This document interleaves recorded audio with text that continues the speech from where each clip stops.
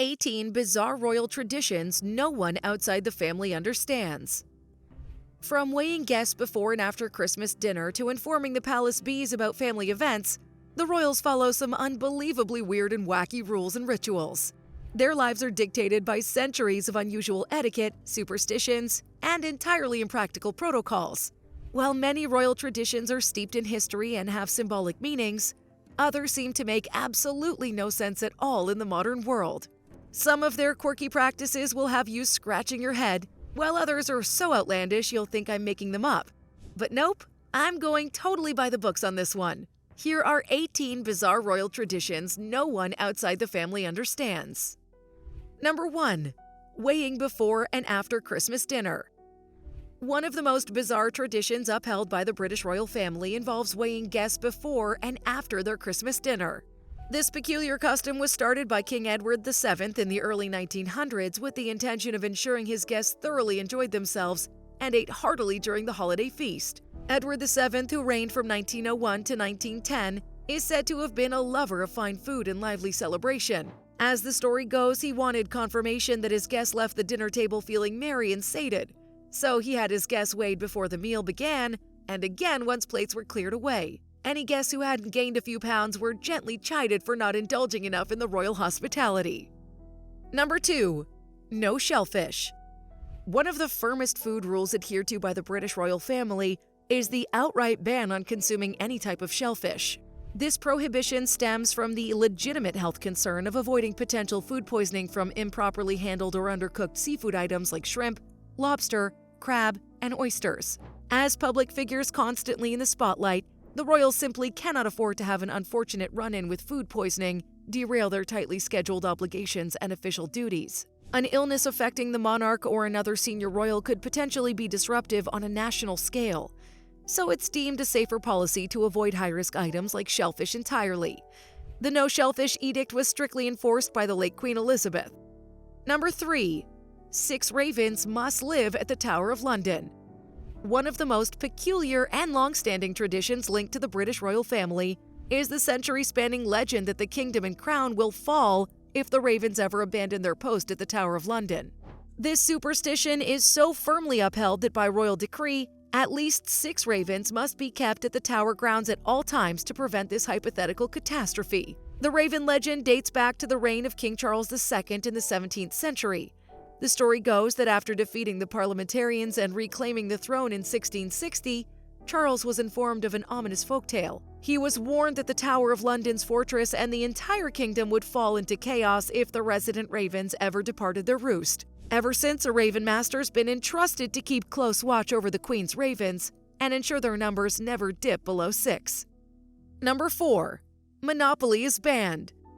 Family game nights with the royals were apparently intense affairs, enough so that the board game Monopoly was strictly prohibited to prevent overheated disputes. According to multiple reports and insider accounts, the famously competitive drive among the royal family members led the late Queen Elizabeth to enforce an outright ban on the popular real estate board game during her reign. Monopoly's known for bringing out ruthless negotiation tactics and heated feuds over the buying and trading of colored property sets. With parents and children, siblings, aunts, uncles, and cousins frequently gathering for extended periods, the posh game pieces and piles of play money evidently fueled a bit too much contention within the royal ranks. While it's reported that the game's been banned to avoid disputes among the famously competitive family members, the ban itself is more anecdotal than an official royal protocol.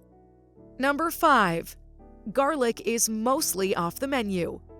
For decades, the culinary teams responsible for preparing meals for the royal family had to largely avoid the use of garlic in garlic-infused recipes. Why? Because the late Queen Elizabeth harbored a well-known disdain for the pungent allium that put it mostly off the menu throughout her 70-year reign. Given her place at the head of the monarchy, the Queen's personal food aversions were strictly observed and accommodated within the palace kitchens. Multiple former royal chefs and staffers have gone on record confirming the monarch's distaste for garlic and how it was simply excluded from her meal preparation. Some sources claim the reason was the strong and lingering odor that garlic imparts. As the Queen needed to remain polished and camera-ready at all hours, indulging in powerfully fragrant garlic was deemed unbecoming of a monarch set for public engagements and schmoozing with dignitaries. Number 6. Royals must pack a black outfit when traveling. One of the most peculiar traditions observed by the British royal family is the requirement to pack a black outfit when traveling. This somber tradition dates back centuries and is rooted in the potential need to mourn the death of a monarch or close relative while abroad. Should such a tragic event occur during their travels, royals must be properly attired to return home in respectful mourning attire. This unusual practice ensures they have the appropriate black clothing readily available, sparing them from any perceived disrespect or scrambling to find suitable mourning garments. While the chances of a royal passing away during their trip may seem slim in modern times, the family staunchly upholds this tradition as a mark of reverence and preparedness. Number 7. No PDA for senior royals. While modern relational norms have relaxed rules around public displays of affection between romantic partners, senior members of the British royal family are expected to maintain an air of formality and restraint when making joint public appearances. Hugs, hand-holding, and other overt gestures of intimacy between spouses remain generally taboo. This conservative expectation of minimal interpersonal contact descends from long-standing customs that royals must prioritize projecting an image of professionalism and decorum while on official duty. Excessive handsy behavior or kissing between couples can be seen as unbefitting of the diligent regality their stations demand. British etiquette experts suggest this no PDA protocol allows the family's elder members to avoid any perception of lackadaisical frivolity unsuited for people of such prominence and stature. Where a modern celebrity couple might freely embrace each other, a future king and queen are instructed to save such affectionate gestures for total privacy to preserve proper optics. Number 8. The late Queen Elizabeth used her handbag to send secret signals. Insiders ranging from former employees and members of the late Queen Elizabeth's inner circle have confirmed that the placement and movement of her handbag during public events held symbolic meaning for her attendance. Most notably, if the Queen grew wary of an ongoing conversation or meet and greet, she would simply shift her bag from one hand to the other as a discreet sign that it was time to wrap up the interaction and move along. Similarly, if Her Majesty sought to make an expedited exit from an event altogether, she'd pointedly place her bag down on a nearby surface or tabletop. This indicated to her entourage that preparation should be made to depart within the next 5 minutes or so. While the clandestine handbag codes allowed the late Queen Elizabeth to circumspectly control the flow of engagements without causing a scene, the underlying purpose was to ensure she could regulate her stamina without appearing rude to the public she was meeting with. Number 9. Royal wedding bouquets must include myrtle. When brides of the British royal family carefully select the flowers and botanical elements to be featured in their traditional wedding bouquets, there's one bloom that must always be included: a sprig of fragrant myrtle. This sentimental inclusion pays homage to the reigning monarch's revered ancestors while symbolizing the ideals of enduring marital love and fidelity. The ritual of incorporating myrtle into royal bride bouquets traced its origins to the 1858 nuptials of Queen Victoria's daughter, Princess Victoria, to Prince Frederick William of Prussia. In keeping with Victorian-era floral symbolism, myrtle represented true love, fertility, and the embodiment of husband and wife becoming one in holy matrimony. Ever since her daughter's historic myrtle-bearing bouquet nearly 170 years ago, myrtle sprigs continue to make an appearance in the arrangements carried by royal brides walking down the aisle. Number 10. Women must wear hats to formal events. Among the more noticeable royal fashion protocols that have stood the test of time is the requirement that female members of the British royal family don hats or decorative fascinators when attending any formal events or official public outings. This millenary mandate carries the weight of long-standing traditionalism dating back nearly a century. Until the societal shifts of the late 1950s, it was considered terribly uncouth for any well-bred woman to venture out in public without their head stylishly adorned. Being caught hatless could be seen as a glaring breach of proper etiquette among high society's elite upper crusts. So the female royals, as the embodiment of decorum and sophistication, steadfastly upheld the hat-wearing custom. Number 11. Royals can't sign autographs. One simple act that's strictly prohibited for members of the British royal family is signing autographs for admirers and well-wishers. This ban on penning signatures stems from the sensible desire to prevent any potential forgeries or misuse of their iconic handwriting down the line. While meeting with the public on walkabouts or official appearances, the royals are frequently asked by fans to inscribe books, photographs, and other memorabilia items with their names. However, no matter how innocuous the request may seem, They must politely refuse in order to comply with long-established security protocols. The late Princess Diana occasionally broke this rule, as she was known to sneak an autograph from time to time for particularly insistent children and admirers who had camped out for her arrival. However, these were the exceptions rather than the norm. Number 12. They can't accept gifts at will. From foreign dignitaries to fawning members of the public, the British royal family frequently find themselves on the receiving end of lavish gift offerings whenever they attend official events or embark on tours abroad. However, there are very strict protocols governing what presents they can actually accept and keep for themselves. By long-standing tradition and policy, any expensive or particularly valuable item presented to the royals must be registered and catalogued by royal staff. The gift is then considered property of the crown rather than the recipient's personal belongings. According to the official guidelines, all gifts given by overseas organizations, companies, or government representatives automatically belong to the royal gift collection held in trust by the nation.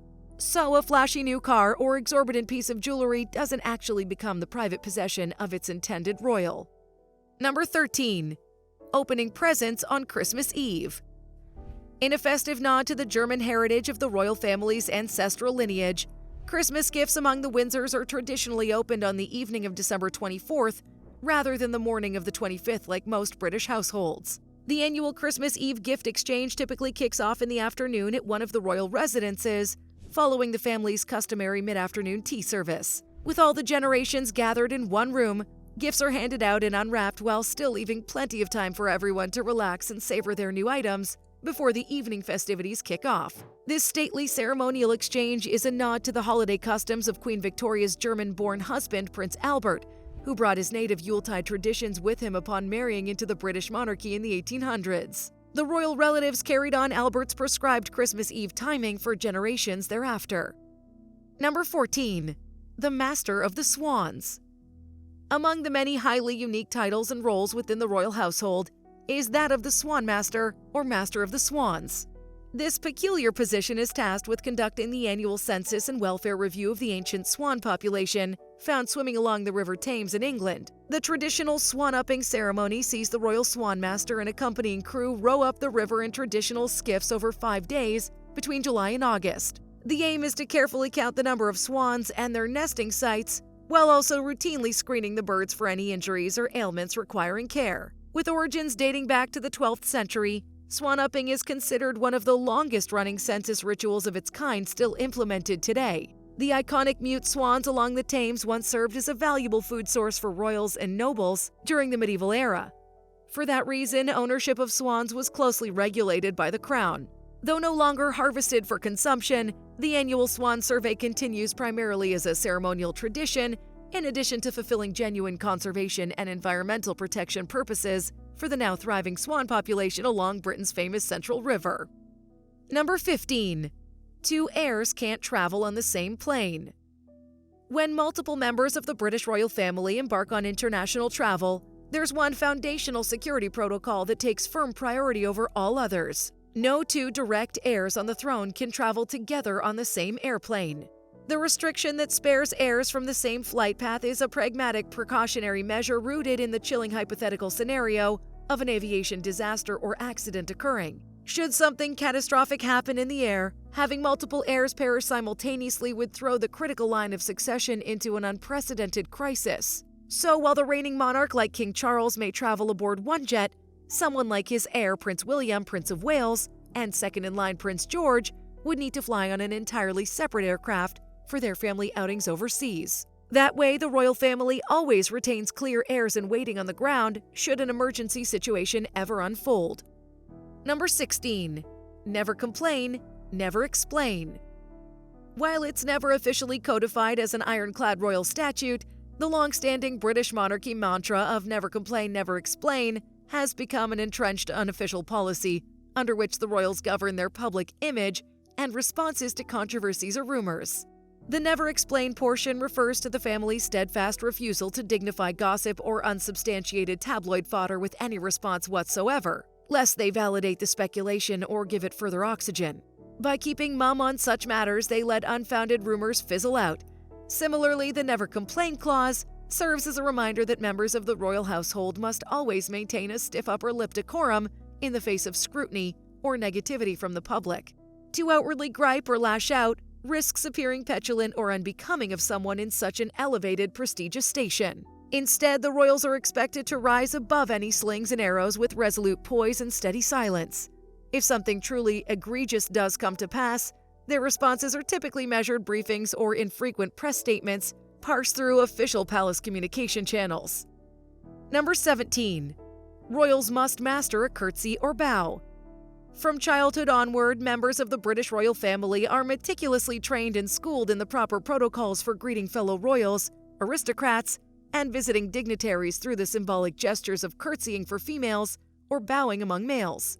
Mastering the dignified techniques of these graceful differences comes part of the royal upbringing. Even at a young age, princesses like the offspring of Prince William, Prince of Wales, and Princess Catherine, the Princess of Wales, are versed on the nuances of curtsying to senior royals as a sign of respect and acknowledgement of hierarchy.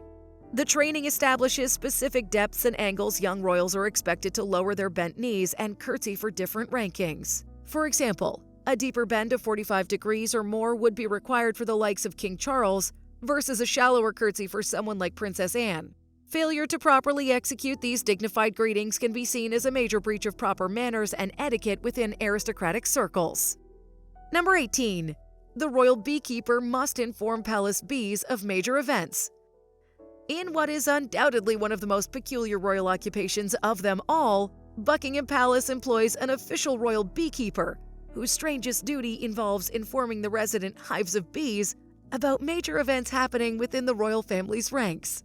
Yes, you heard me correctly. As eccentric as it may sound, the palace beekeeper is tasked with relaying news of births, deaths, coronations, and other intimate familial milestones to the thousands of honeybees residing in the royal Buckingham Palace apiary by literally addressing the buzzing swarms directly. Well, there you have it, folks. From the odd rules surrounding gift-giving to the strict dress codes and dining etiquette, it's clear that being a part of the monarchy comes with its fair share of strange customs and protocols. What do you think of these bizarre royal traditions? Were you aware of any of them before watching this video? And more importantly, which one did you find to be the most bizarre or outlandish? Leave your thoughts in the comments down below. And while you're at it, don't forget to smash that like button, share this video with your friends and family, and subscribe to our channel if you haven't already. That way, you'll never miss out on our latest videos. Thanks for watching. Until next time, bye!